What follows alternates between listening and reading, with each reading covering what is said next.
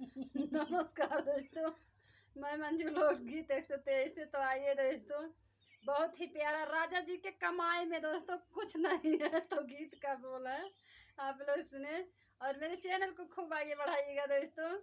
तो आइए सुनिए, हमारे पियवा के कमाई में समाई नहीं बे दोस्तों। तो गीत का बोल यही अवधि सॉन्ग है दोस्तों, और अच्छा लगे तो मेरे चैनल को लाइक सब्सक्राइब और शेयर करें। नमस्कार दोस्तों, मैं नीलम लोकगीत 123 से। मेरे चैनल का नाम नीलम लोकगीत 123 है। तो एक बार सर्च करके जरूर देखिएगा, बहुत अच्छे अच्छे गाने हैं और कमेंट में जरूर बताना गाना कैसा लगा। और आइए सुनते हैं अवधि सॉन्ग में मेरे पिया के कमाई में समाई नहीं बा। तो मेरे पिया का कमाई इतना कम है कि मेरा खर्चा पूरा नहीं पड़ रहा है दोस्तों। तो आप लोग सुनिए, अगर गाना अच्छा लगे तो ढेर सारा प्यार दुलार दीजिएगा। हमारे पियवा के कमाई में समाई नहीं बा, हमारे पियवा के कमाई में समाई नहीं बा। हमारे दलियो नहीं बा, हमारे चौरो नहीं बा, हमारे दलियो नहीं बा, हमारे चौरो नहीं बा।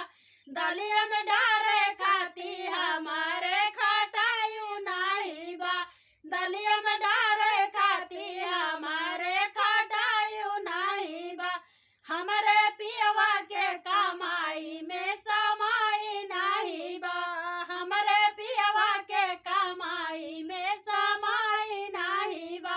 हमारे चुलियो नहीं बा, हमारे लकड़ियो नहीं बा, हमारे चुलियो नहीं बा, हमारे लकड़ियो नहीं बा।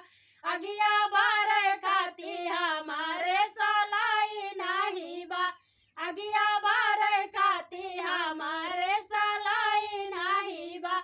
हमारे पियवा के कमाई में समाई नहीं बा, हमारे पियवा के कमाई में समाई नहीं बा।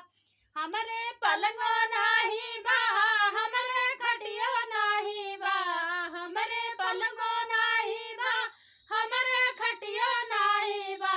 भुइया डारे खाती हमारे चटाई नहीं बा, भुइया डारे खाती हमारे चटाई नहीं बा।